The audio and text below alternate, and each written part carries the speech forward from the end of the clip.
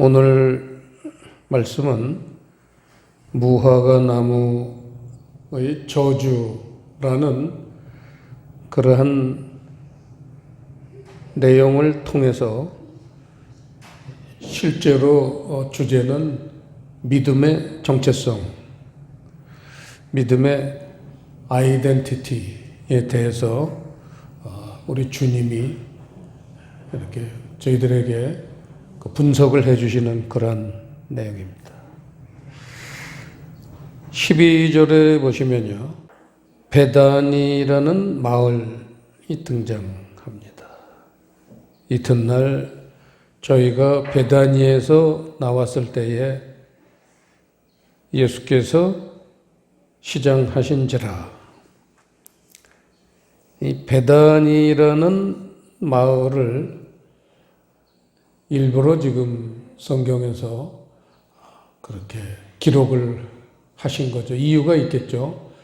그냥 예수님이 어디서 하룻밤 자고 나오셨는데 어디서 잔 게 그렇게 중요하겠는가 생각하지만 성경에서는 단어 하나 또 등장하는 모든 그러한 환경에 전부 하나님은 그런 시청각 교재를 그 속에다가 준비하셨기 때문에 우리는 단어 하나도 소홀히 넘어갈 게 없습니다. 성경은. 거기에서 그러한 주님이 준비해 놓으신 메시지를 캐치하는 사람도 있는가 하면 그냥 넘어가고 줄줄 넘어가고 그냥 성경에 몇 군데나 밑줄, 빨간 밑줄 쳐가지고 그거나 맨날 은혜 받는 사람들도 있고 그래요.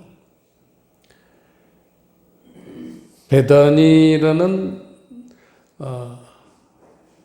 동네는 이 감람산 기슭에 두 마을이 있는데 예수님이 예루살렘 입성하실 때에 나귀를 가서 가져오라고 하셨던 벳바게하고 오늘 나오는 베다니하고 이렇게 두 마을이 감람산 기슭의 좌우에 있습니다. 마주보고 있습니다.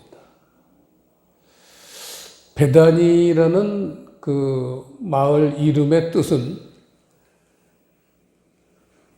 베다니아라는 이름인데 그냥 우리는 베다니라고 부르고 있지만 베다니아라는 이 마을 이름은 이 단어는 아람어에서 왔어요.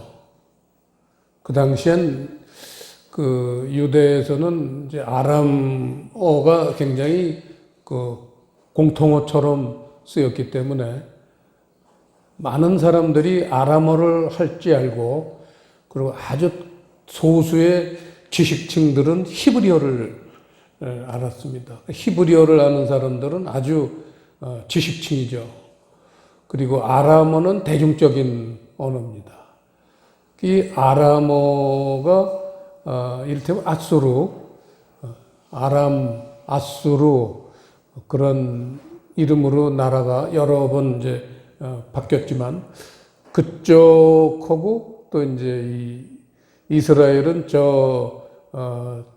서남 쪽에 위치한 애굽하고 두 나라의 영향을 엄청나게 받습니다. 그래서 애굽하고 이 아람하고는 이 엄청난 영향을 주는 그러한 나라이기 때문에 성경에서 매우 중요하게 다루고 있습니다. 아수르라든지 이 아람, 이 서북 쪽에 있는 그쪽에서 영향을 입는 것은 정신세계를 영향을 입는 거예요. 지식세계를 영향을 입습니다. 애굽에 영향을 입는다는 것은 마음에 영향을 입는 거예요. 세상적인 마음이 충만한 것이 애굽입니다. 그래서 늘 애굽이나 아수르의 영향하에서 이스라엘은 이제 그거를 견디고 버텨내야 되는데 그렇지 못할 땐 점령을 당하고 지배를 당하고 간섭을 당하고 그런 구도입니다. 이 베다니아라는 단어의 뜻은 대추야자의 집이라는 뜻이 첫 번째 있고, 두 번째는 고통의 집이 매우 중요한 뜻입니다. 고통의 집. 이 고통의 집 베다니에서 예수님이 하룻밤을 주무시고 지금 아침에 나오시는 겁니다. 거의 다 보면 예수님이 그 갈릴리에 사시잖아요. 나사렛, 갈릴리 그쪽이 그 활동 이제 지역인데 예수님이 예루살렘에 꼭 오셔야 될 때가 있죠. 1년에 3번 그 명절, 유월절, 오순절, 수장절, 이 3대 절기는 모든 남자들은 반드시 성전에 몸을 보여라, 이런 하나님의 명령 때문에 예수님도 그것을 순종하셔서 1년에 3번 반드시 명절 때는 예루살렘을 방문하셨고, 또 수시로 예루살렘 쪽의 사람들을 복음을 전하기 위해서 이제 자주 오셨습니다. 오실 때마다 거의 다 보면은 베다니에서 이제 주무시고, 감람산 언덕 넘어서 내려가면 거기가 이제 예루살렘이니까요. 언덕 내려가면 거기 이제 시딤 골짜기가 있고, 그 골짜기부터 바로 예루살렘, 구 예루살렘 시가지가 시작하니까 아주 가깝습니다. 뭐 20-30분이면 충분히 갈 수 있는 조그만 산이니까요. 그 감람산 기슭에 있다는 것, 이것도 우리가 한번 생각을 해봐야 되겠습니다. 감람산은 사랑의 동산입니다. 사랑의 동산에 그 기슭에 있는 마을이 바로 베다니, 고통의 집이라는 겁니다. 그 집에서 주로 보면 이제 그 삼남매, 마리아, 마르다, 나사로, 그 삼남매 집에서 주로 이제 주무셨어요. 주로 거기서 이제 유하시고, 그리고는 나오셨는데 나왔을 때에 예수께서 시장하신지라. 예수님이 시장하시다는 거예요. 우리가 성경을 통해서 많이 이렇게 접했지만 아브라함의 경우도 시장할 때는 축복을 많이 못 해줘요. 그게 뭐 육적으로 무슨 배가 고프다는 시장이라는 의미가 아닙니다, 여러분. 성경을 그런 육적으로 해석하면요, 하나님 나라하고는 거리가 먼 거예요. 에서가 무슨 뭐 탕수육에 그냥 유산슬에 뭐 바리바리 그냥 한 상 봐드렸더니 그거를 뇌물로 먹고는 크게 축복해 준 겁니까? 그렇게 생각하세요, 여러분? 성경을요?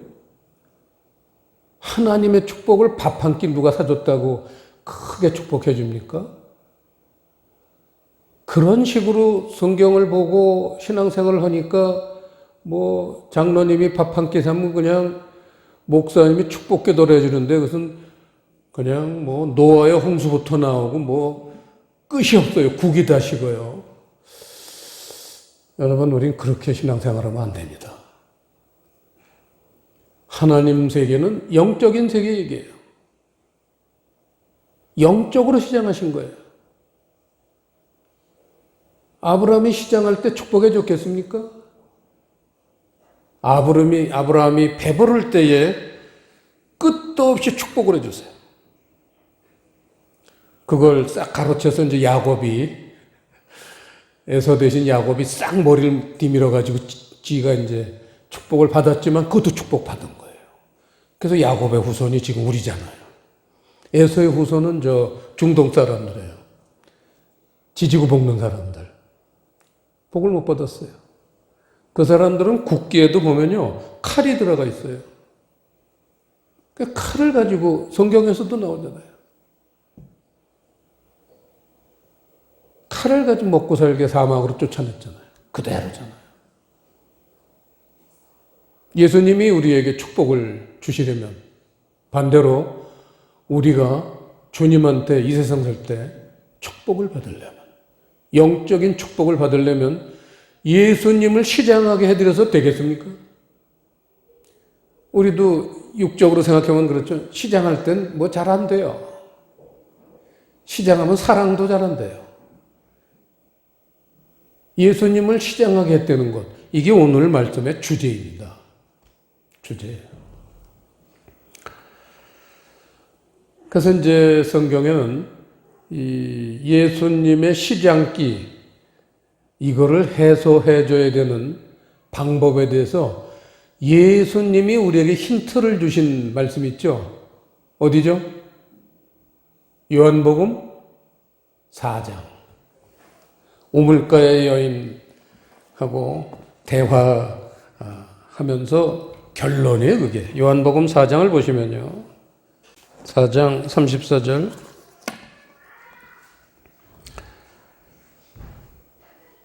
32절부터 가라사대 내게는 너희가 알지 못하는 먹을 양식이 있느니라. 제자들이 서로 말하되 누가 잡수실 것을 갖다 드렸는가 한데 34절 시작. 예수께서 이르시되 나의 양식은 나를 보내신 이의 뜻을 행하며 그의 일을 온전히 이루는 이것이니라. 이게 예수님의 양식이라는 겁니다. 근데 예수님이 지금 시장하시다는 거예요.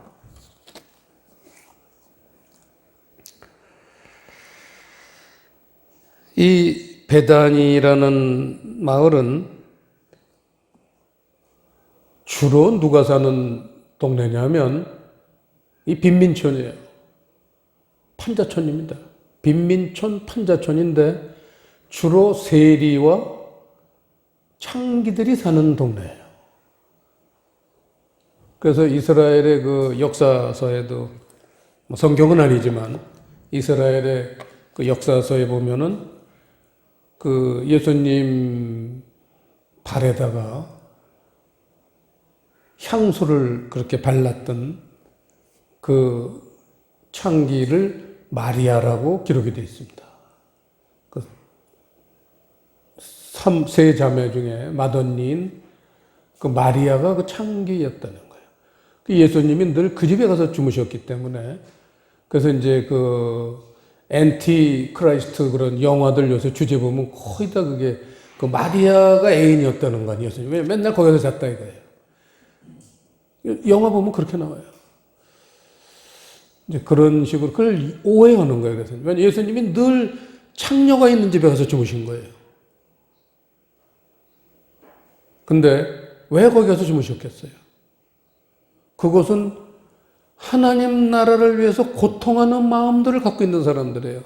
마리아, 마르다, 또 나사로. 그런 어떤 영적인 접촉점이 있는 사람들이라 예수님은 늘 그 집에 가서 머무시고 이제 예루살렘으로 들어가셨어요. 거기서 주무시고. 먹을 것도 없는 집이에요. 가난한 집이에요. 근데 그 세 자매를 극진하게 사랑하셨습니다. 정말 사랑하셨습니다. 그리고 또 늘 가르치셨어요, 거기서. 그래서 보면 성경에도 나오지만, 요한복음 12장 이런 데 보면 나오지만, 예수님이 가르치실 때 제일 앞에 나와서 그렇게 열심히 배우는 제일 앞에 나와 앉아있는 사람이 마리아였어요. 항상 마리아가 항상 앞에서 배웠고, 마르다는 이제 음식을 잘 만든 것 같아요. 그래서 맨날 주방에 왔다 갔다 하느라고 말씀을 잘 못 들었어요. 봉사는 많이 했지만 말씀을 많이 배우지 못했습니다. 그래서 예수님이 마리아를 칭찬하세요. 크게 칭찬하십니다. 이런 게 전부 우리 신앙생활할 때 어떤 지표가 될 수 있어요. 아주 간단한 사건들인데도 우리는 그런 데서 예수님의 그런 마음을 읽을 수가 있습니다. 자, 그 다음에 13절 보시면요. 무화과 나무가 등장합니다. 근데 이 무화과 나무의 특징을 여기서 설명해 주셨는데 보면 잎사귀는 있는데 열매는 없다. 그렇게 이 무화과 나무에 대해서 설명을 하고 계십니다.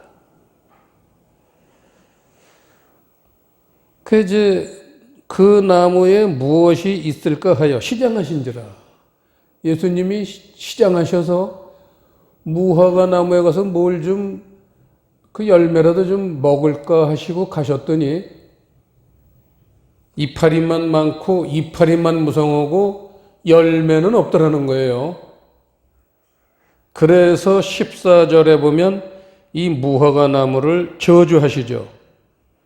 14절에 보시면 예수께서 나무에게 일러 가라사대 이제부터 영원토록 사람이 네게서 열매를 따먹지 못하리라 하시니 제자들이 이를 듣더라. 시장하신 데 가서 보니까 이파리만 많고 열매는 하나도 없어 열받으셔가지고 저주를 하셨는데 그것도 영원하게 저주를 하셨다. 이런 내용입니다. 그래서 무화과 나무가 열매가 안 열립니까 지금? 예수님이 한번 영원하게 저주를 하셨는데 그러면 다시는 무화과 나무 열매가 안 열려야 되는데 저기 강화에 그 홀리데이 그 카페에 가면 무화과 빵이 아주 맛있습니다. 그 무화과 열매로 만든 거예요. 그 열매가 어디서 나온 거예요? 영적인 얘기입니다, 이건. 무화과 나무는 이스라엘을 상징하는 그런 겁니다. 나무는 사람을 상징하는 거예요. 어떤 나무냐 하는 건 그 사람이 하나님과 대면해서 어떤 상태로 믿음 생활을 하느냐를 나무라고 합니다. 그래서 아브라함이 저 갈대아 우르에서 처음으로 이제 하나님한테 부르심을 받고 가나안 땅에 들어와서 텐트를 쳤는데 마물에 상수리 나무 밑에다 텐트를 쳤어요. 도토리 나무 밑에다가 텐트를 쳤어요. 그거는 아브라함이 그 당시에 그 믿음의 상태가 하나님과의 관계에 있어서 도토리 나무 정도의 믿음을 갖고 있다는 거죠. 그게 이제 자라면은 밤나무도 되고, 그랬다가 무화과 나무도 되고, 그게 이제 성장하면은 포도나무도 됐다가 궁극적으로는 감람나무가 되는 거죠. 그래서 예수님은 늘 감람나무를 오르내리시는 분, 또 스가랴서 14장 4절인가에도 보면 예수님이 재림하실 때 감람산 동편에 발을 디디신다 그랬어요. 그래서 제가 한번 성지순례 갔을 때 웃었지만 그 예루살렘 그 구시가지에 문이 12개가 있는데 동쪽에 있는 문이 있어요. 동문이라고. 그 동문 앞이 바로 이제 골짜기인데 거기에는 그 팔레스타인 사람들이 묘지가 수천 개, 수만 개가 있어요. 아주 대대로 묘를 써가지고요. 우리는 이제 묘를 쓸 때 옆에다 쓰고 뭐 앞뒤로 쓰고 그러지만 그 사람들은 묘를 한 개 딱 그 집안에서 묘를 잡으면요. 그 한 개도 이제 위에다 이제 올리는 거예요. 대리석을. 대리석이 6장 있으면 묘가 6개 된 거예요. 그렇게 쭉 이렇게 올리더라고요. 그 동문 바로 앞에 아주 최고로 그 산소짜리로는 묘짜리로는 금값 그냥 뭐 다이아몬드 값입니다. 그 이유가 예수님이 예루살렘 동편에 오신다 그래. 재림 오신다 그러니까 거기 동문에 가까운 데서 죽어야지 나도 빨리 부활하겠다. 부활 소망은 누구든지 같잖아요. 그걸 보고 이제 웃었는데 당시의 유대인들의 신앙 모습을 지금 무화과 나무로 비유를 하신 겁니다. 그래서 이제 오늘 전체 말씀에 짧은 문장이지만 교훈이 있다 하면은 열매 맺은 믿음이 없다 이거예요. 유대인들은 열매 맺은 믿음이 없다. 이거를 지금 교훈하시는 내용입니다. 그래서 오늘 이 구도를 잘 보시면요. 유대인, 무화과 나무를 상징하는 유대인대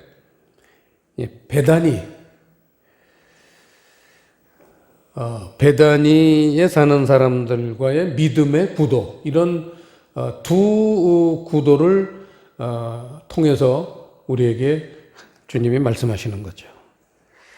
그래서 이제 이런 두 믿음의 구도, 베다니에 사는 세리와 창기들, 그런 빈민들과 유대인, 이 사람들 간의 믿음의 구도에 대해서 오늘 우리에게 가르치고 계십니다. 열매에 대한 교훈이시죠. 열매하면은 두 가지를 우리가 볼 수가 있어요. 첫 번째는 마음의 열매가 있습니다. 야고보서 3장 보시겠습니다.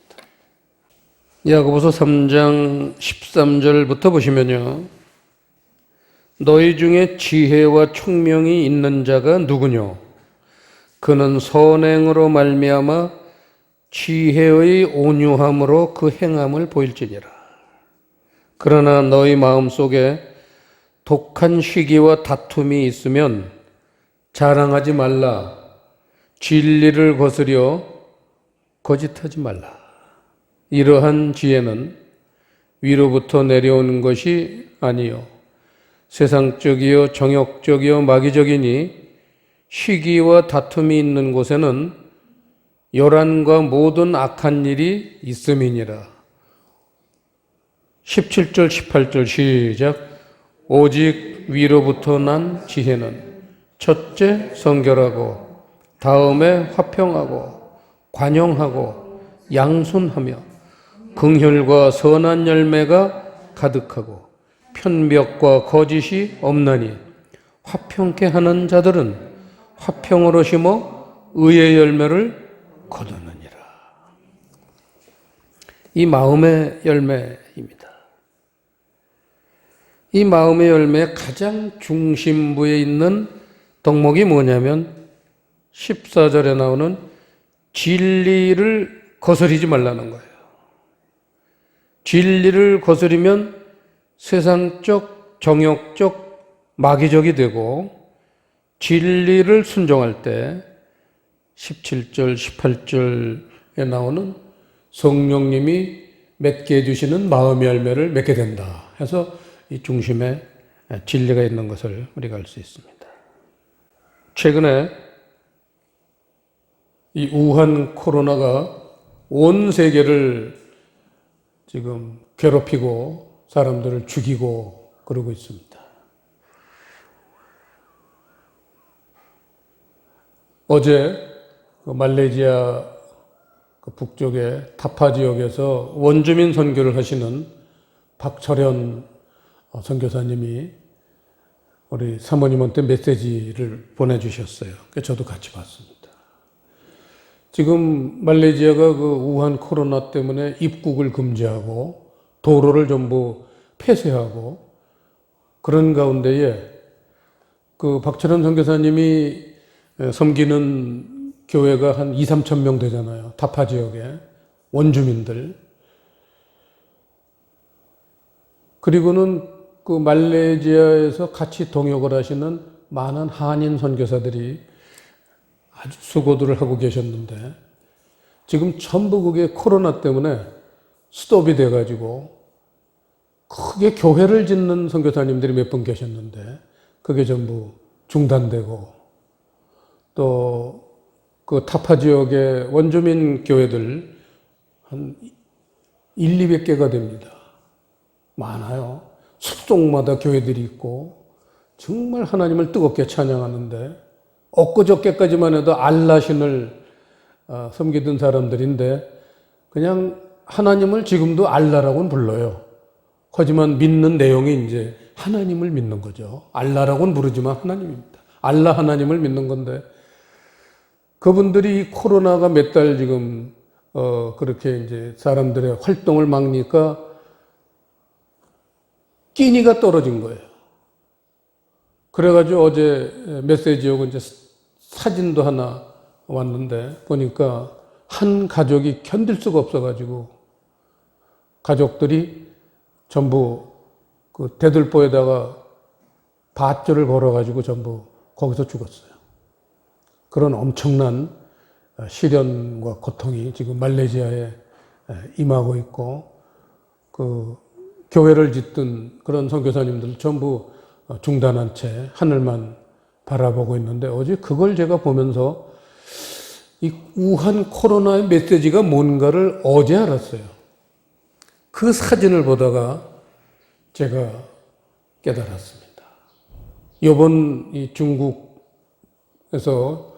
발생한 이 우한 코로나가 전 세계를 강타하는 이 하나님의 메시지가 뭐냐? 그게 너희가 이 성전을 헐라 이런 말씀입니다. 어제 그 말씀을 주셨어요. 너희가 이 성전을 헐라. 왜 그렇게 교회들을 많이 짓고 있는 말레이시아에 그냥 지금 부흥의 불길이 일어나서 교회를 짓고 있는데 그걸 왜 스톱시키시나? 이 성전을 헐라는 거예요. 요한복음에서 예수님이 너희가 이 성전을 헐라. 그러면 내가 사흘 만에 세우리라 그랬죠. 사흘 성전. 영적인 성전을 짓기 위해서는 육적으로 세웠던 성전 헐라는 거예요. 그게 지금 하나님이 온 세계 교회들에게 주시는 메시지입니다. 6.25 전쟁 때도 중단되지 않았던 예배가 이번 우한 코로나에는 여러분 알다시피 교회들이 전부 거의 다가 예배가 중단됐어요. 그 이유가 뭐예요? 교회에 주시는 메시지예요. 코로나는. 너희가 이 성전을 헐라는 거예요. 그 메시지를 주시기 위해서 스톱시킨 거예요, 교회를. 근데 우리 푸른 교회는 한 번도 중단된 적이 없습니다. 왜냐? 진리를 순종하기 때문에 그래요. 진리를 순종하는 교회는 멈출 수가 없는 거예요, 하나님이. 코로나보다 더 무서운 질병이 와도 진리를 순종하는 교회는 하나님이 멈추시지 않습니다. 이 교훈을 우리에게 주시는 거예요. 그러니까 여러분들이 진리를 얼마나 중요하게 생각해야 되고 더 깊이 묵상해야 되느냐를 생각해야 될 겁니다. 왜냐하면 마태복음 16장 이스라엘에서 가장 아름다운 지역 중에 하나인 저 북쪽, 제일 북쪽 끝에 갈릴리 호수보다도 더 북쪽 시리아의 국경선 사이에 있는 땅이 헐몬산인데 헐몬산 중턱에 있는 도시가 가이사랴 빌립보예요. 마태복음 16장 예수께서 너희가 나를 누구라 하느냐 하고 그 질문하시던 거기 가이사랴 빌립보인데 거기서 유명하고도 아주 중요한 메시지가 교회는 뭐 위에 서야 된다? 반석 위에 선 것만 교회예요. 왜냐?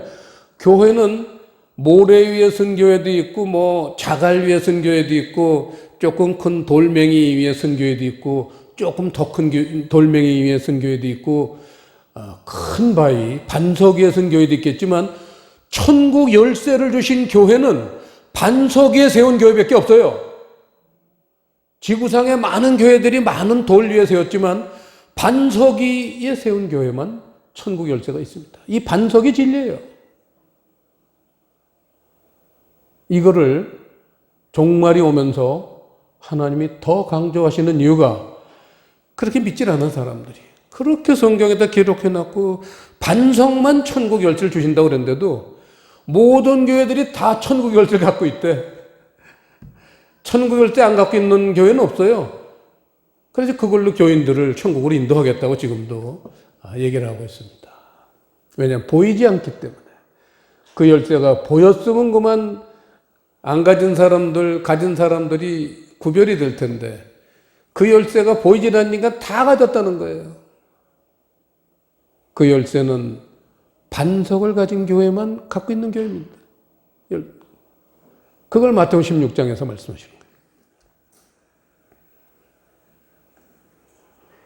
자, 이제 하나 이 유대인하고 이 베다니의 빈민들하고 두 믿음의 대상들에 대해서 대비를 해놓은 성경이 있어요. 아주 오늘 이 말씀하고 짝을 이루는 말씀입니다. 짝을 이루는 말씀이에요. 마태복음 21장 보시겠습니다. 23절부터 보시겠습니다.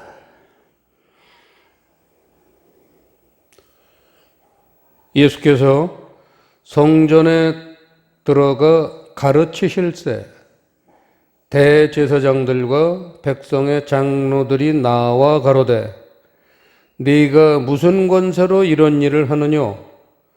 또 누가 이 권세를 주었느냐? 예수님이 예루살렘 성전에 들어가셔서 하나님 나라를 가르치시는데 대제사장들과 장로, 이게 이를테면은 아까 무화과 나무로 비유했던 바로 유대인들입니다. 대표적인 유대인들. 대제사장들과 장로.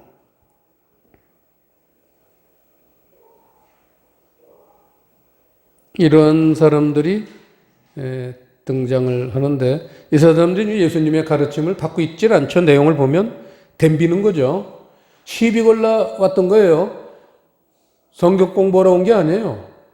딱 뒤에 앉았다가 틈이 딱 날 때 이 말 하려고. 네가 무슨 권세로 가르치려고 그러냐? 네가 뭔데 우리를 가르치려고 그러냐? 이 말 하려고 온 거예요. 대제사장들과 장로. 이를테면 신앙세계 하면 손꼽을 만한 그러한 사람들. 오늘날도 마찬가지겠죠. 누구, 신앙하면 누구 하고 손꼽을 만한 사람들이 여기 등장하는 겁니다. 근데 요한의 세례가 어디로서 왔느냐? 25절에 이렇게 이제 이 사람들한테 물어보니까 대답을 못 하는 거예요. 대답을 못 해요. 그랬더니 예수님이 예를 드시는 거예요. 28절부터 예를 드시는데 어떤 사람이 두 아들이 있는데 맏아들에게 가서 이르되 오늘 포도원에 가서 일하라 하니 아버지여 가겠소이다 하더니 가지 아니었고 30절에 둘째 아들에게 가서 또 이같이 말하니 대답하여 그러되 실소이다 하더니 그 후에 뉘우치고 갔다.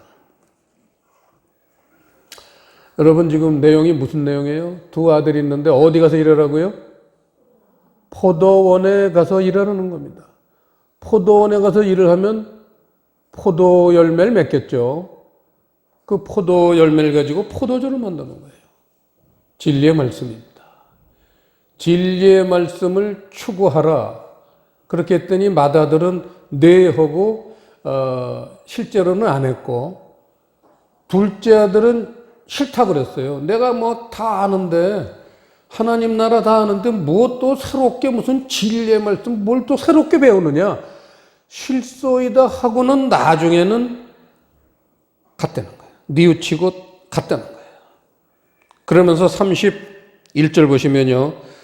그들 중에 누가 아비의 뜻대로 하였느냐 가로되 둘째 아들이니이다. 예수께서 저희에게 이르시되 내가 진실로 너희에게 이르는, 진실이라는 단어가 들어가면 영적인 세계를 강조하시는 거라고 그랬어요. 세리들과 창기들이 너희보다 먼저 하나님의 나라에 들어가리라 해서 둘째 아들이 바로 세리와 창기들이에요. 맏아들이 유대인들이에요. 지금 그걸 얘기하는 거예요. 그러니까 오늘 본문하고 대상이 똑같아요.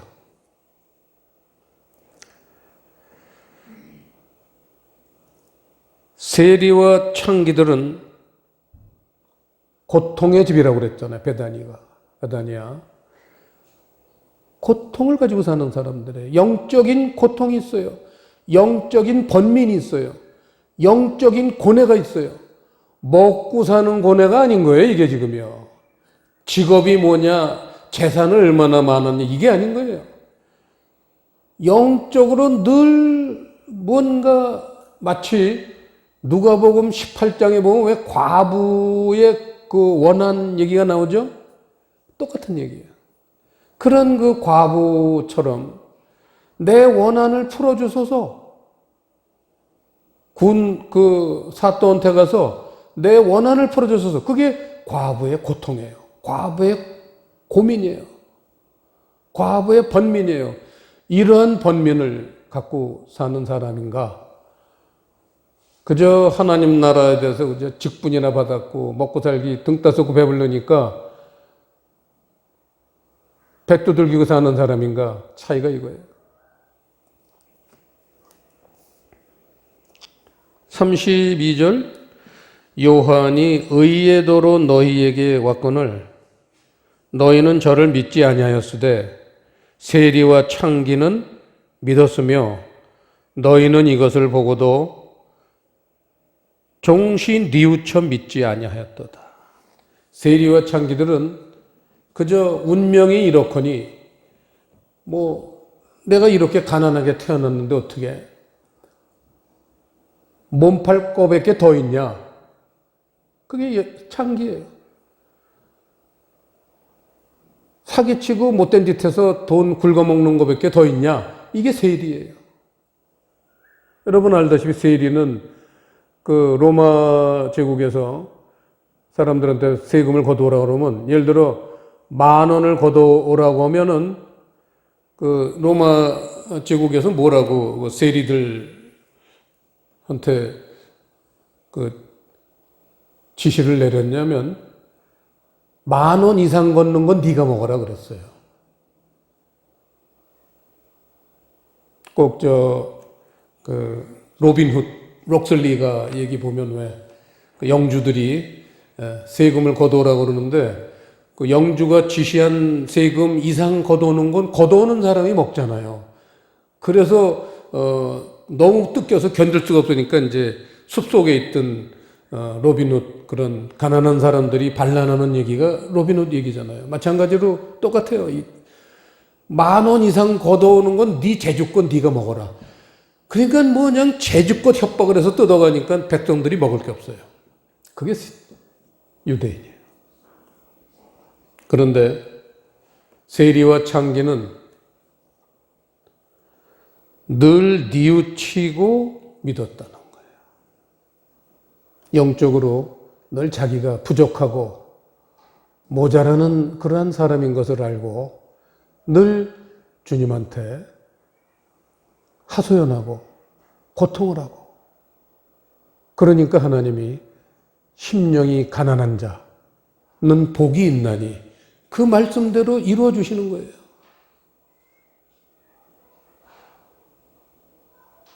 교만은 패망의 선봉이니라. 이 대제사장들과 장로들은 더 이상 믿음 내 앞에서 얘기하지 마. 이 사람들은 뉘우치도 않고 진리가 와도 무릎을 꿇지 않고 나도 다 알아. 다들 그래요. 나도 다 알아. 이래서 두 부류로 신앙인들이 갈라지는 겁니다. 오늘도 갈라지는 건 마찬가지입니다. 이 두째 열매가 아까 첫째 열매는 마음의 열매 야고보서를 얘기했고 이 두째 열매는 바로 이 32절에서 말하는 의의 열매입니다. 사랑의 열매죠.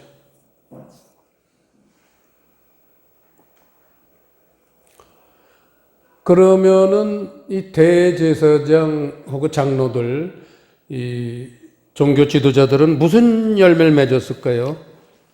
자기의예요. 세리와 창기들은 하나님의 의를 받아들이는데 조금 믿음이 있고 축복받았다고 하는 사람들은 자기의로 신앙생활을 하는 거예요. 그러니까 늘 만족하고 교만하고 큰 소리만 치는 겁니다. 오늘 말씀을 우리가 생각해 볼 때 예수님의 시장길을 해소하는 방법, 오늘 말씀에서 배웠죠? 마음의 열매, 의의 열매, 사랑의 열매. 우리가 그 열매를 맺을 때 우리가 나무잖아요. 우리가 그 열매를 맺을 때 특별히 진리를 거스르지 말고 진리를 순종할 때 그런 모든 열매가 열리는 거예요. 하나님 나라의 열매는 모두 진리를 통해서 우리가 열매를 맺습니다. 우리가 그런 열매를 맺을 때 예수님의 시장기가 해소되는 거예요. 그래서 마음껏 축복해 주시는 겁니다. 시장할 땐 축복 못 해줘요. 예수님이 기도 많이 했다고 시장 축복받습니까? 그거는 기복사상이에요. 물론 기도를 안 하는 것보단 기도를 하는 게 중요하지만 기도를 했기 때문에 축복받는다는 건 기복사상이에요. 왜냐하면 시편에서도 나오지만 말씀이 없는 기도는 가증한 거예요. 진리에 서 있지 않은 기도는요, 하나님 보시기엔 가증해요.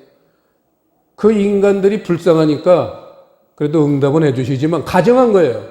천국은 못 간다 그거예요. 응답 받았다고 천국 갑니까 여러분? 어린 반푼 없는 소리 하지도 마세요. 기도 응답하고 천국하고는 관계가 없어요. 영향은 있지만 관계는 없어요. 천국 가는 거는 성경에 어디 기도 많이 한다고 천국 열쇠 주신다고 그랬어요? 반석 말고는 천국 열쇠를 주신 적이 없어요, 하나님이. 이거를 잊어버리면 안 돼요, 사람들이. 혼동으로만 안 돼요. 항상 반석 위에 서 있는 교회가 천국 열쇠를 받는 거예요. 진리를 받아들이지 않고 있는데 내가 제 아무리 하나님 일을 많이 한다, 내가 선하게 산다 하더라도 겨우 부끄러운 구원은 받을지는 몰라도 당당하게 천국 들어가지는 못합니다. 그게 성경이에요. 이번 우한 코로나를 통해서 교회들에게 그 믿음을 점검시키시는 기회예요. 네가 유대인이냐? 세리와 창기냐? 세리와 창기가 천국에 들어갑니다.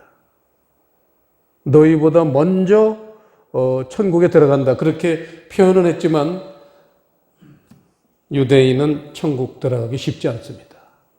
물론 유대인 중에서도 뉘우치고 회개하면 돼요. 니고데모라든지 아리마대 요셉이라든지 유대인 중에서도 돌아서면 되는 거예요. 진리의 세계로 돌아서기만 하면 받아주세요. 그러고는 과거는 묻지 않으세요. 하나님 세계는 굉장히 어렵고 힘든 것 같지만 세리와 창기들에겐 활짝 문호가 개방되어 있는 쉬운 나라입니다. 마음가짐이에요.